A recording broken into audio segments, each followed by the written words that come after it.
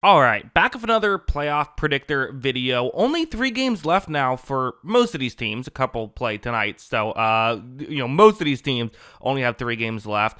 It's interesting because I feel like usually, early on doing these videos, you're looking at it and you're like, okay, this team can make the playoff. Like Miami was a team I had as a playoff spot, but it's like they need so many things to go their way. Is it going to happen? Probably not. Now we're at the point where these predictions could end up being true. There's not that many games left. So it'll be interesting to see how it all breaks down. Again, if you haven't seen any of these videos yet, the way this works is really less of a these are the teams I think are going to get in and more of just an exercise to see which teams, could get in and what each team has to do to make sure they get in. It's more about scenarios than it is anything else. But yeah, let's just jump into it. We'll start off with the AFC. These are the 7 teams. Also, I want to mention at the top, some people have been confused about why I don't talk about certain teams or, why I skip certain teams. I'm mostly just focusing on which teams are fighting for a 1 seed or fighting for a playoff spot. We'll maybe get into some other seeding, but for example, some Packers fans were like, hey, why don't you talk about the Packers? Well, because we kind of know what the Packers are going to do. They're going to be the 6 seed or the 7th, or excuse me, the 6 seed or the 5 seed almost certainly. So that's not that, I'm not getting that into the weeds with this, but yeah. Anyway, you see the AFC Chiefs. I still have them as the 1 seed. Bills 2 seed. Steelers feel pretty locked into the 3 seed, if not being a wild card team because of their loss against the Eagles. Seems unlikely they're going to be the 1 seed at this point. Texans have clinched at least the 4 seed. They clinched their division. The Broncos, I have all the way up at the 5 seed now. We'll get into them and why that's the case. The Ravens are the 6 seed and the Chargers are the 7 seed. I feel pretty confident these are going to be the 7 teams in some order. We will get into the other teams that could maybe get in, but yeah, I feel pretty good about this. But let's talk about the 1 seed. I think it's a 2-horse race at this point between Buffalo and Kansas City. This is the Bills' schedule from here on out. It's very easy. The Lions game was the tough one. They pulled that one off. You got the Patriots twice and the Jets. I mean, those are, they're all divisional matchups, so you can't say it's a guarantee across the board, but those are games they're going to be probably double-digit favorites in. So, very good chance the Bills can go 3-0. But as you see, that's not enough because the Chiefs they have the better record. They have 2 less losses on the season, so the Bills need to make up 2 games. This is the Chiefs' schedule, and honestly, it's not crazy they could lose multiple games here. Now, currently, I have the Broncos beating the Chiefs the final game of the season, just because I think the Chiefs might rest their starters that game, although the way it's going now, maybe both teams will rest their starters. Who knows? So it gets difficult to predict some of this stuff. But, again, for the Chiefs, the way to have to get the 1 seed is probably to go 2-1. That has to be the mindset. And they play the Texans and the Steelers their next 2 games. And even the Broncos are a very good team. You have 3 playoff teams, and Mahomes is banged up. And 2 short weeks because you have a Saturday game and then a Wednesday game. So this is not an easy stretch whatsoever for Kansas City. Now, can they go 2-1? I mean, they've lost 1 game all year. Why would you think they would lose 2 in the final 3? But it's certainly not locked. So that's what the Bills need to do. Win out, hope you get 2 losses. Chiefs just need to go 2-1, and they'll get the 1 seed. Now let's go over to the whole conference. You see every team's projected record at this point. As of right now, I do think the 7 teams that I have in are going to get in. I want to talk about the Ravens and Steelers, though, for a second, just because they have a big game coming up next week, so I figured let's talk about them now. This is the Ravens' projected schedule. I still have them losing to the Steelers just because Steelers always played them tough. They beat them earlier this year. That feels fair for me. And then I have the Ravens winning the next 2 games. All the Ravens have to do to get the 3 seed would be to flip that game. Win next week and then beat the Texans and Browns. That would get them the 3 seed unless Pittsburgh does something. You see Pittsburgh's schedule. I have them beating the Ravens but losing to the Chiefs. So the exception would be if the Ravens beat the Steelers next week, but then the Steelers are able to beat the Chiefs and the Bengals to end the season, the Steelers would still get the 3 seed there. So essentially, for the Steelers, the way you get the 3 seed, you got to beat Cincinnati the final game of the season, but then you just have to win one of the next 2. Granted, one of the next 2 is either beating Lamar Jackson or beating Patrick Mahomes. Not the easiest thing in the world, but hey, they've done one of those already this season, so not impossible. They could do it again. But now let's switch back to the Ravens and let's talk wild cards. So there's 3 wild card teams. As I said, I think they're all have a pretty good chance of getting in, but hey, crazier things have happened. Let's talk about what they need to do to make sure they get in. For the Ravens, as of right now, the way I have it set up, all they have to do is win one of their next 3 and they are in. I do have it set up, though, that if they lose all 3 of their next 3 games, that would be enough to knock them out. Now, there is not a scenario where they win one game and miss the playoffs. Their match number is 1. They just have to make 1 win. But if they do lose all 3, I think there is a good chance they do actually get knocked out. And all these games are competitive games. 2 divisional matchups that you've lost the first matchup before with the Steelers and the Browns, and then the Texans, who I can't figure out what they are. So, I think they'll win one of these games and get in, but that's what can go wrong. As for the Denver Broncos, they're in essentially the same situation. Even better, though, because I have them projected to win all 3 of their next 3 games. Although, I would also say none of these are guarantees. The Chargers, Bengals, and Chiefs all could win those games. For the Broncos, it's the same thing. If they go 0-3, I have them projected to miss the playoffs. But if they win 1 game, they're clinched in. All they need is 1 win. 10 wins would be enough for them to get in. Finally, the Chargers, who I think out of the playoff probable teams, they are in the most peculiar position. In fact, they're in a team that if just one thing goes wrong for them that I don't have projected, then they would be out. So, for example, if they lose 1 of the 2 games I have them projected to win, they would be out of the playoffs. Here's why it's still not that dangerous for them. I have them losing to the Broncos, which is no guarantee. Thursday, I think that's a coin flip game. They're actually favored to win that game. I feel like I'm leaning Denver right now, but it could go the other way, and then you're clinched in. You're good. Actually, they're not clinched in. They could lose 2 more, but they're feeling pretty good about themselves.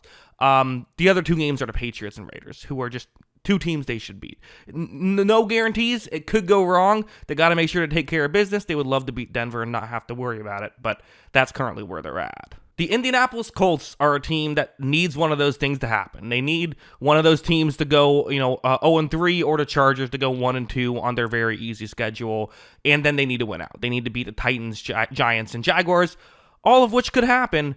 But man, they blew it with that Denver game. If they beat Denver, they would have been in a much better position to make it. They need to win out, and they need some help. If they don't win out, that doesn't necessarily mean the other 3 teams are off the hook if they have one of their disaster end of the seasons. Because the Miami Dolphins are next in their place. They need a lot. They also blew it with their loss today. They need a Colts loss, and they need one of those 3 wildcard teams to do what I said. Go, either the Chargers go 1-2, or the other teams go 0-3. Seems unlikely. Seems like it's going to be those 7 teams, but hey, it's never over till it's over this late in the season. Now it's time for the NFC. I still have the Detroit Lions getting the 1 seed, but their loss makes it a lot more interesting, and we'll talk about that very quickly. Eagles are the 2 seed.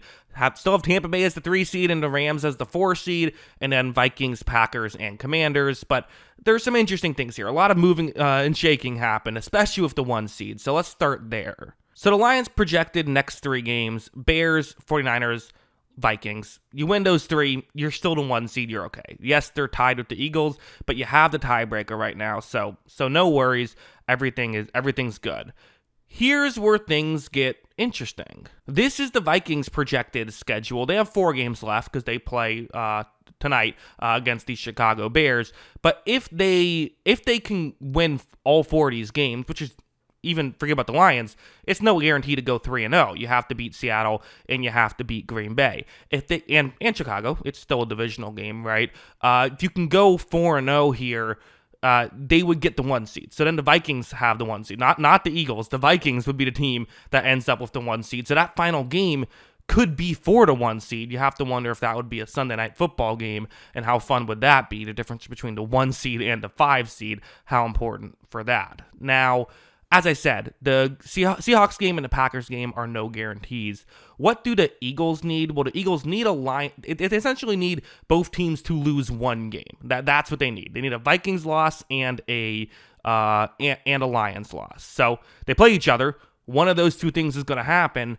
I think what you'd probably want is, if you're an Eagles fan, is for just a Vikings loss before then, and then the Vikings beat the Lions the last game of the season. This is the Eagles' schedule, which is no guarantee either, because you have the Commanders, the Cowboys, who all of a sudden are playing better football. Giants, they should win that game, but you never know. Football is weird, but they can definitely go 3-0, and then again, you need each the Vikings and the Lions to lose one game. That's what gets you into the 1 seed. So interesting stuff there. Then for the entire conference, this thing was very complex earlier this season. It's starting to get a little bit more clear, but there still are really 3 playoff spots up for grabs. The NFC South division, the NFC West division, and the 7th wildcard spot.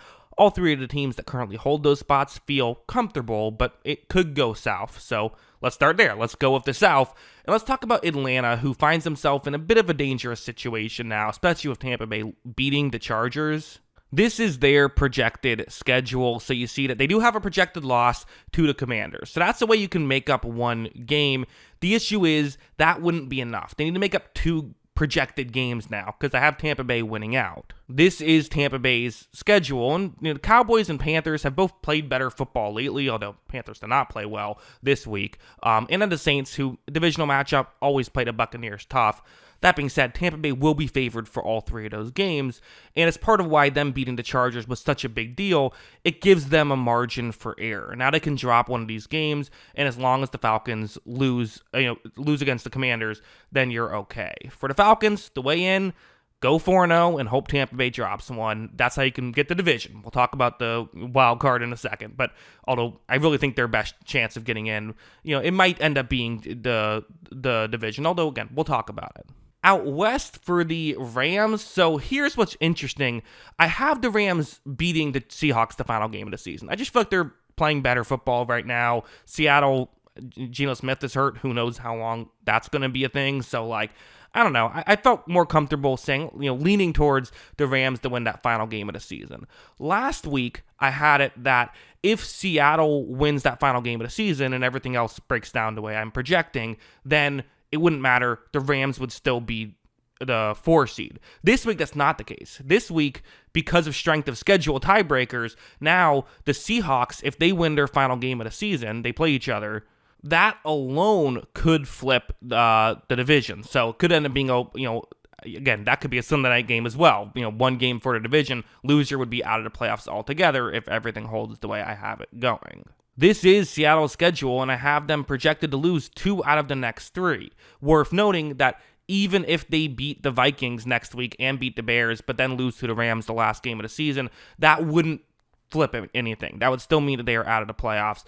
They would, be closer, but would not quite get there. They need to beat the Rams more than anything. Still could help because just, wild cards, all that stuff, good to win games. But really, the way they get in, and plus, you don't want to have to deal with the strength of schedule, maybe flipping again and being bad. So you want to make sure that you can win that game to guarantee the last game of the season would be for the division. But yeah, they're in a bit of a dangerous spot. They are. It might come down to that last game. It might not, depending on strength of schedule tiebreakers, which is just too complex to get into this video. So for Seattle, big win next week, I think. Also, Arizona, hey, they're here too. And you know what? It's actually not that crazy for them to get in. It sounds crazy, but all they need to do, if everything holds the way I have it projected to go, would be to win in 2 weeks against the Rams. I guess to win out, beat the Panthers and beat the 49ers as well. I have them projected to do that, though. Now, again, things get a little bit can get a little bit fluky here because, okay, that's what I'm projected to have happen, but I also have the Rams projected to win the final game of the season. If the Seahawks win the final game of the season, then 3-0 would not be enough for the Arizona Cardinals. So they would need some help, not, while going 3-0. 3-0 doesn't alone get them in because the Seahawks have the tiebreaker, but it gives them a chance. So Arizona very much alive here. Arizona needs to root for a Seahawks loss, and they really made a couple Seahawks losses, and then they need to go win out. They can't lose another game. Then they're done. And finally, the 7th spot right here, the Washington Commanders. What can go wrong here? Well, a lot can go right? I mean, if they just go 2-1 down the stretch, that puts them at 11-6, and you're feeling okay here. The biggest thing that can go wrong is actually a pretty simple thing. As of right now, I had them projected to go 2-1. If they lose to Atlanta and Atlanta does then win out and they go 4-0 and that puts them in the driver's seat, then Atlanta would get the 7 seed. Washington would be out because they'd be tied, but Atlanta would have the tiebreaker. Washington has the tiebreaker over all of the NFC West teams. So as long as they get 10 games, that's realistically going to get you in. In fact, because all those NFC West teams play each other, really the only way to miss the playoffs would be to lose that Atlanta game. If Washington wins the Atlanta game, I could be wrong, so feel free to fact check me, but I believe that would just clinch them in alone, beating Atlanta in 2 weeks. So that could be a huge game. Atlanta does have a chance to get the wild card, and I said earlier that Atlanta's best shot might be the division. I'm actually going to take that back now. I think Atlanta's best shot is the wild card. Winning out gets them in, so as long as Philadelphia loses. So if you're a Falcons fan, you got to root for a Philadelphia victory, next week. Philadelphia wins, then you control your own destiny again, and you got to win tonight. A lot still has to happen, but also worth mentioning, there is a small scenario where Seattle could get the 7 seed. I forgot to mention this live. It's very unlikely. Really, Washington would have to lose out, because if Washington, Atlanta, and Seattle all have the same record, and Atlanta wins that game against Washington, Atlanta would be the team that ends up as the 7 seed in that scenario.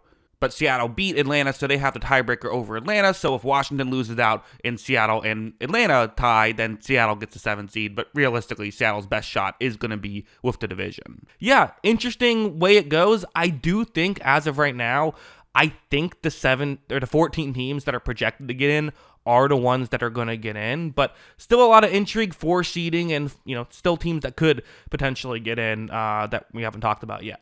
That I don't project yet. I would say probably the teams with the best chance of getting in that I don't have projected. I think Seattle's probably number 1. I think Atlanta is probably number 2. And then I guess you got to go with the Colts number 3.